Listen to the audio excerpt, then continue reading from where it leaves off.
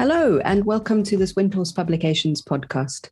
My name is Dhammameghā. I'm the publishing director at Windhorse Publications, and I'm here to talk about books about mindfulness, meditation, and Buddhism. This is our first podcast, and to kick us off, we have the first of a two-part interview with Bhikkhu Anālayo, who very kindly joined me for an early morning conversation. Bhikkhu Anālayo is a monk scholar and someone whose translations and interpretations of early Buddhist suttas have been really influential for the academic study of Buddhism, and also for people who practice the Dharma, practice meditation.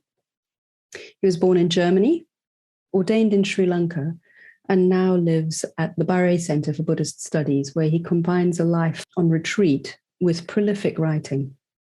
I specifically wanted to ask Bhikkhu Anālayo about two books that he published recently.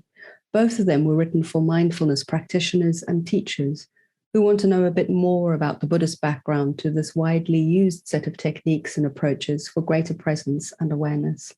So a very warm welcome, Bhikkhu Anālayo. Good morning. So thank you. And I've got a couple of questions for you. Let's start with some of those books that in fact came out at the end of last year. We published a series of two books that come as a pair in some ways. The one is called Introducing Mindfulness, Buddhist Background and Practical Exercises. And the other one is called Mindfulness in Early Buddhism, Characteristics and Functions.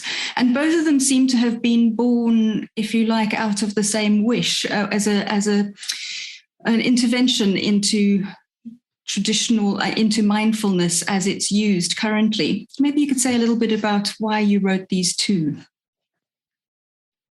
Well, it started at doing a retreat, teaching a retreat together with John Kabat-Zinn at IMS, the Insight Meditation Society, which is kind of the most ancient and most well-known place for this traditional Vipassana meditation in the West. And we were kind of just opening this up as a space for dialogue between the more traditional Vipassana kind of community and the people, particularly MBSR, mindfulness-based stress reduction. And so we were about halfway into the retreat, and there were close to 100 people, and many of them were his close friends or students. And so in front of everybody, at some point, John just turned over to me and said, "Bhante, did I say or do anything wrong?"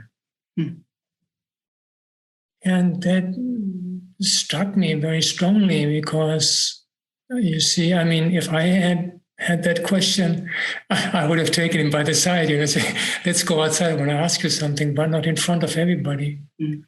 And I was really touched by the humility. And then at some point, it made me kind of really think over the whole situation. And I realized that earlier I had some kind of, I can say arrogance. Because as a Buddhist scholar, I see some of these mindfulness people write about Buddhism, and it's just sometimes plain rubbish. They just don't know. And I had this kind of like, these guys don't even know this, don't even know that. And at that point, I suddenly realized, Anālayo, but you can't expect them to know that. They haven't studied Buddhism. They studied psychology, they studied medicine. How would they know? And I suddenly realized that myself and pretty much, to the best of my knowledge, most of my colleagues in the academic field of Buddhist studies, we have not really done our duty. We're just sticking in our things, and sometimes we look over there and go like, I don't want to have anything to do with that. That's commercial. They don't know.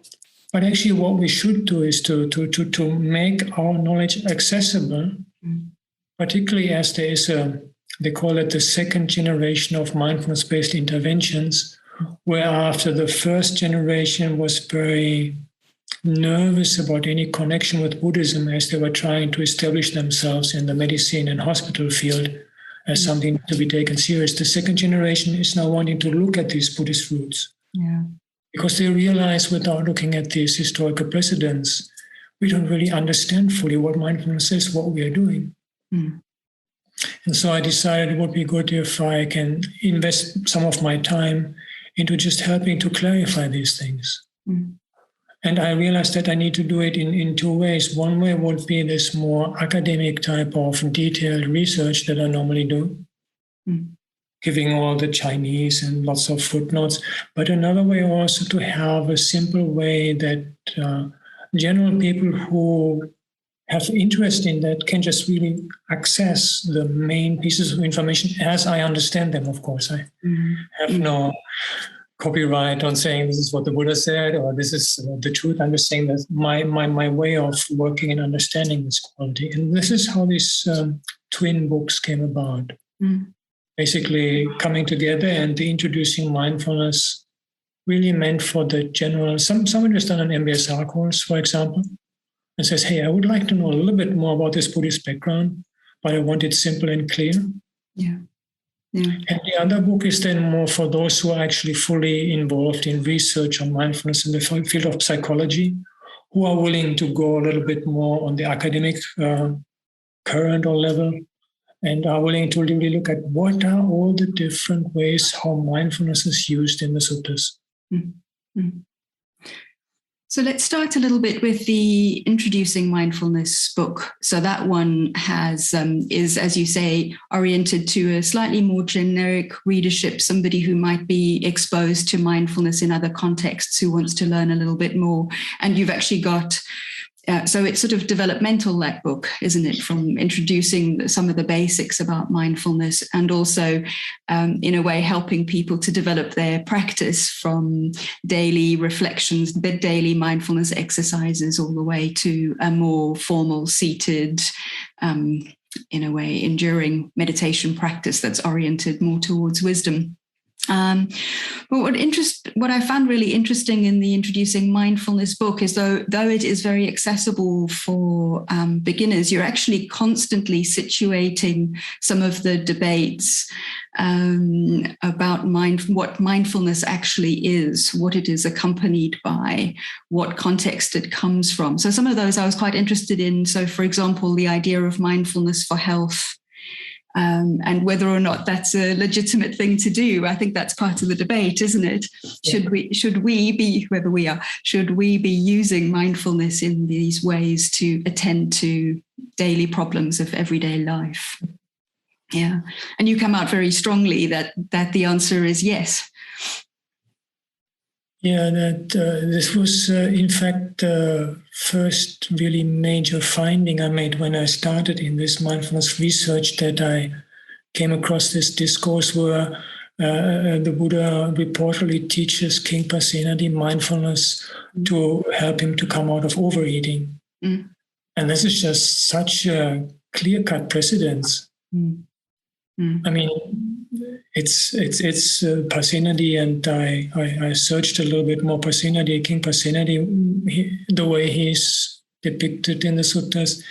This is just a typical petty Indian king, you know. He wants women and he wants to win his wars, and he's certainly not going to become a monk, and I doubt he will ever have really meditated.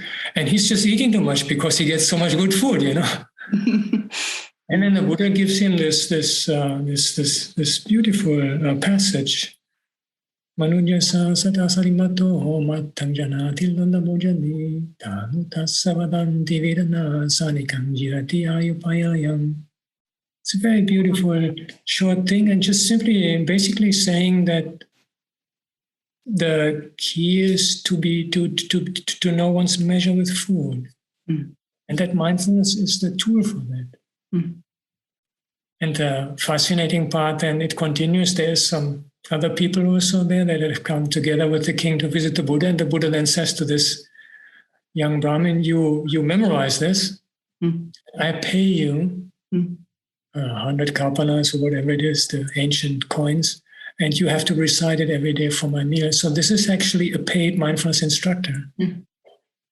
The Buddha doesn't object. He doesn't say, no, my teachings are not for money. No, he must have taught it to this young Brahmin. Yeah. And the Brahmin then gets his money and does the job, and Pasenadi loses weight. And the sutta ends with Pasenadi stroking his body and saying, the Buddha really helped me. It's just so sweet. It's a great image. I mean, it is a very marginal aspect of the early suttas, very clearly. I have not found another instance of this type. It is also clear that mindfulness in early Buddhism is a very strong soteriological orientation towards awakening, no doubt. But there is also a place for this. And if in the early suttas there's place for this, then why should we nowadays stand up and say, no, they're stealing something, they're misappropriating religious property or whatever? And presumably the motivation of the Buddha in that instance and the motivation of many of the people who are teaching mindfulness is compassion, is a response to a form of suffering. Exactly. Yeah. Yeah. You have a very interesting take on compassion that is also quite different perhaps from some of the contemporary psychological research or how compassion, you make a distinction between how compassion is viewed in early Buddhism and how it is read in later traditions in Buddhism. How important is this kind of understanding of compassion to what's happening in these more secular mindfulness spaces? But the distinction that I draw based on the early suttas actually matches very much current research in psychology. Okay. They are actually they're using even two different terms. They use compassion and empathy. And empathy is where you then get empathy fatigue because you're taking in the pain of others. Right. And they make there's a whole current of making the very clear distinction, because the doctor who has the patient in front of herself, she has to be open to get a sense of what's happening with the patient, but she should not be taking in the pain of the patient, because if she does that day in, day out, she will just get exhausted and burnt out. And so there's this necessity to navigate between becoming just blank and not really opening to the patient or to whatever suffering there's there, and making that suffering our own. Something that, to my knowledge in psychology, is very well recognized. And and this is in fact a task for mindfulness. Then it's mindfulness. She's then monitoring and seeing. This is even for me in my practice. Of course, I'm not a doctor, but like climate change, for example, or even racism here in the States. There are some very burning social problems which we have to face, and we have to do something about it, but we have to keep that balance so that we don't get overwhelmed. Because then it's either getting totally overwhelmed, or the other is then it's too much and turning away. Yeah. And mindfulness is the quality that helps us always stir this middle path, where the compassion is there, but there's also the inner stability. Maybe we'll come and talk a little bit later about, in a way, the ways in which you're researching and also proposing the application of mindfulness to these kinds of issues of social and climate justice or harm. But I was interested, one of the things you say about that second book, which is more aimed at people who are researching and teaching, who want a greater depth of understanding, is one of the things that you do is outline or try and emphasize the breadth of mindfulness and what that term might cover, and the fact that mindfulness always, in a way, appears with other things, also other qualities of mind alongside them. So mindfulness doesn't sort of stand on itself, or certainly doesn't stand ethically on its own, in its own way. And you come up with this sort of characteristics and functions of mindfulness that you call Pearl, which I think is really sweet. It's very easy to remember for those of us who aren't used to remembering and reciting lots. What does Pearl stand for, and why do you draw it out like this? Well, that's just one way of me taking up my subjective impression of mindfulness. But I think in order to get things more clear, it would be important to distinguish between mindfulness as such, a quality as such, and mindfulness in the context of the establishment of mindfulness, the satipatthanas. Because mindfulness as such can even be unwholesome in early Buddhism. Yeah. Or it can be, I just wrote an article on that. There's this what we call the cowherd's mindfulness, which is this very beautiful image of the cowherd, he or she, probably he in the ancient Indian setting, when they had to collect all these cows from different households and then take them out for grazing. And at the time when the crop was ripe, the cowherd has to be very, very careful because the cows obviously they want to eat the crop, and so the cowherd has to hit them. But when the crop has been harvested, the cowherd can just be relaxed and watch them from a distance. And the Pali uses sati for that, sati karaniyam. Still has to watch, because these cows, if they amble off, it will be trouble, but doesn't have to stay close to them. But if our cowherd does that for his or her whole life, it's not going to take them any closer to awakening. If they become a monk or a nun, then because they have some training in mindfulness, they might have some facilitation there. But this is a type of mindfulness that doesn't have this liberating dimension. And so in psychology, they are really researching these, what are the components of mindfulness that are transformative? And there is this monitoring and acceptance theory. So they say the two main components is monitoring, this sort of like being present to a situation, attentive, and then acceptance, which is the equanimity, non-judgmental kind of dimension. And this then we can match on these qualities that come in with satipatthana, where it is, take the case of body contemplation. First of all, is kayanupasi, so contemplating the body in relation to the body, which I understand to really convey this sense of being with what is there without proliferating it, just as it is. And then there is atapi, which I translate as diligent. It's a very strong term. It has this tapas connotation of even ascetic practices. The need to dedicate ourselves to it. Mindfulness, and this is something I disagree with my colleagues in psychology. They do this intervention of teaching people for 5 minutes mindfulness, and then they start measuring the results. And I'm like, hey guys, this stuff needs a lot of time and dedication. And then sampajanya, and this is also something they don't have so clear in psychology, the need for wisdom, clear comprehension, clear knowing, this understanding dimension that I see something with my eyes, and then I understand. That is the transformative thing. And then Vinaya Lokya Bija Domanasam, the being free from desire and aversion would be this acceptance or equanimity part. But I think particularly the wisdom part is it's there in their research.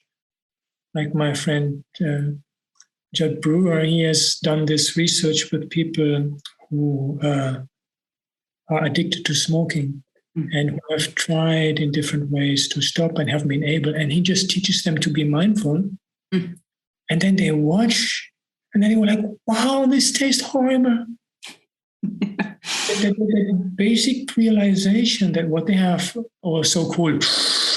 And then they taste, and it just tastes disgusting, and they stop smoking. That's not just mindfulness, that's sampajanya, that's wisdom, that's understanding.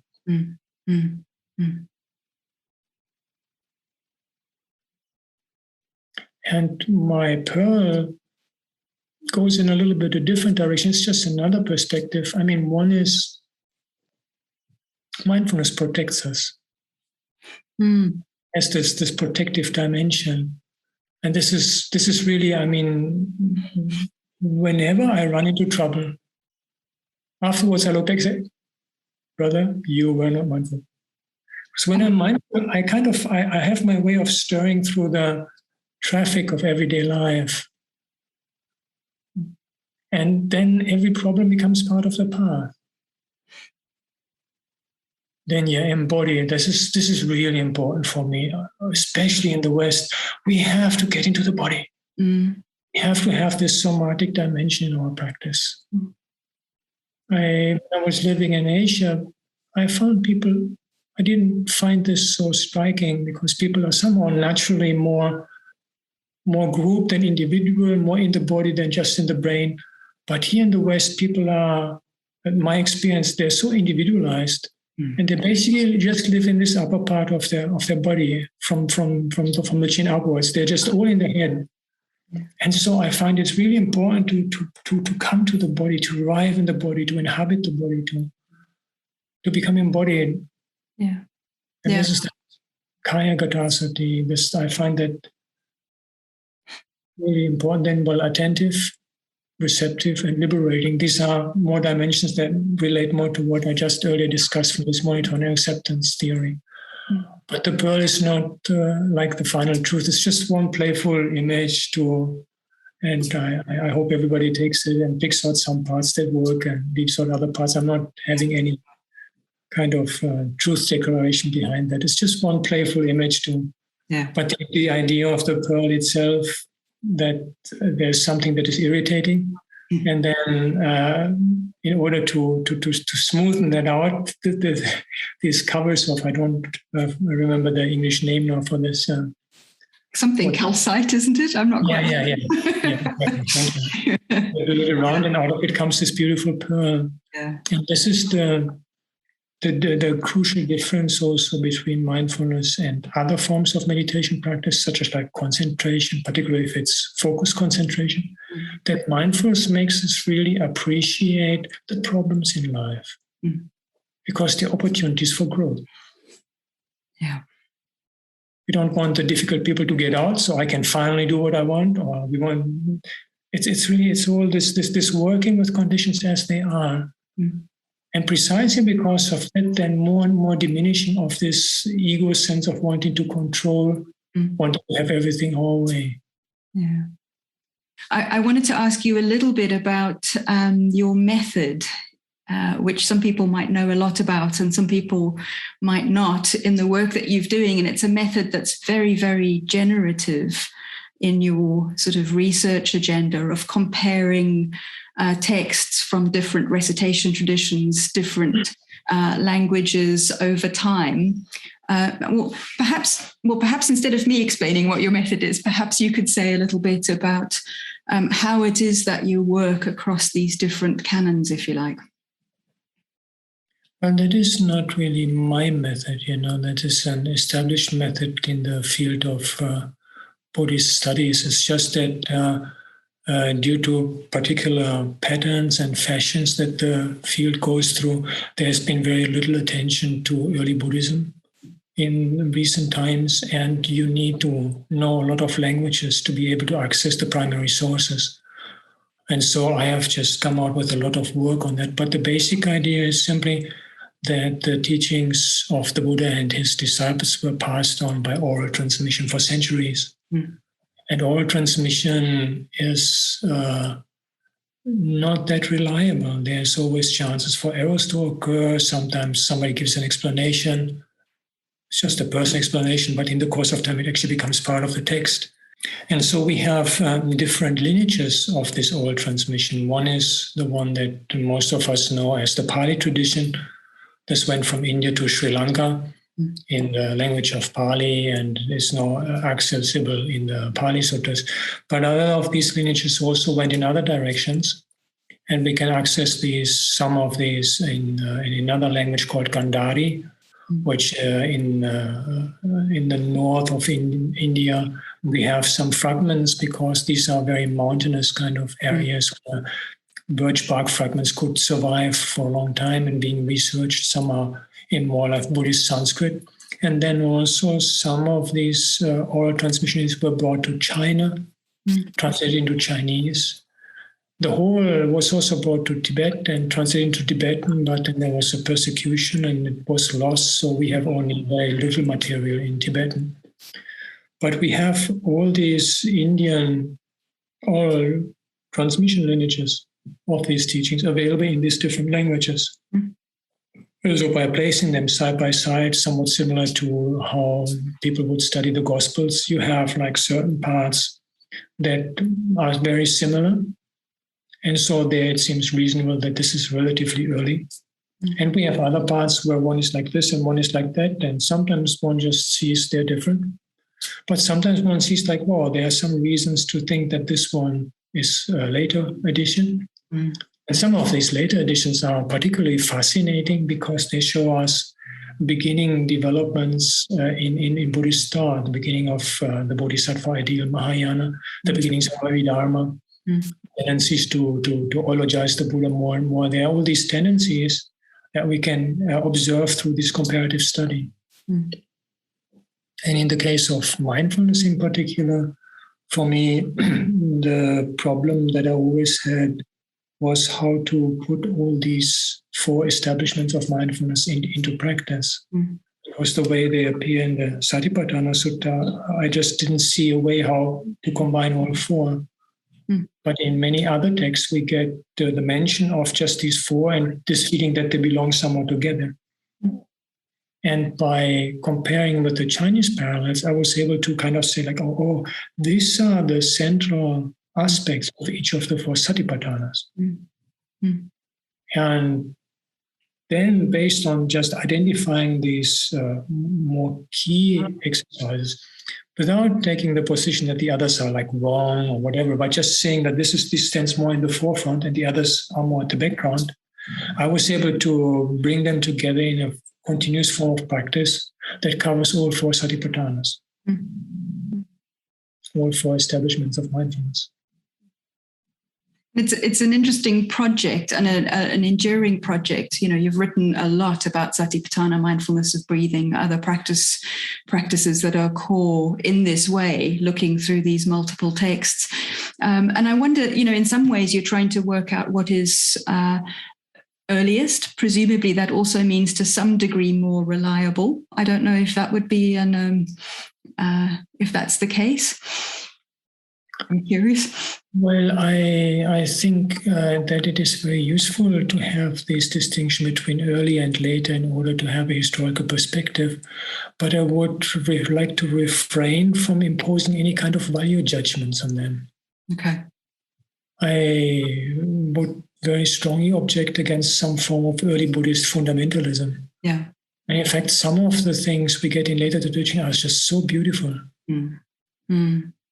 And I mean, there's some things in the early suttas with which I simply disagree. And I think later tradition got the better point there, maybe. So I would avoid any kind of value judgment and would simply say that this kind of early-later distinction enables us to have a historical perspective.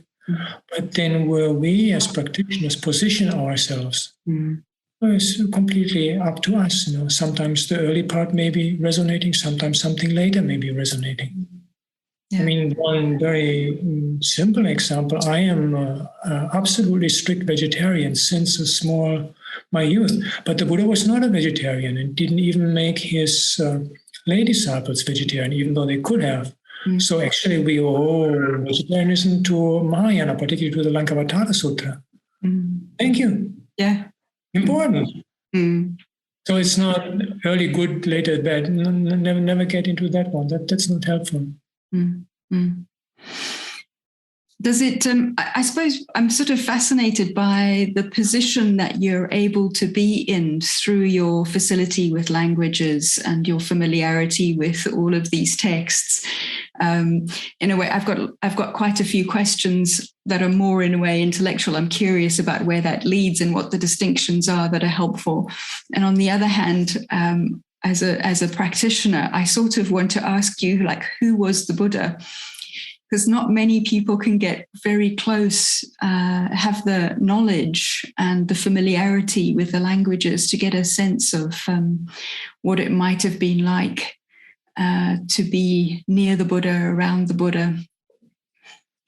Yeah, but you see, these sources can only take us to about 2 centuries after the time of the Buddha, what people at that time thought was the Buddha. Yeah. So the quest for certainty about the historical Buddha is, in my view, misplaced. And when I talk about the Buddha, I talk about the Buddha basically as a literary figure. Yeah. But that is the more important one, actually. Because it's the way the Buddha was described in this text that has been a lasting inspiration for centuries to come and all Buddhist traditions. So we're always imagining the Buddha. Dhammameghā, is there anything that we are not imagining? No.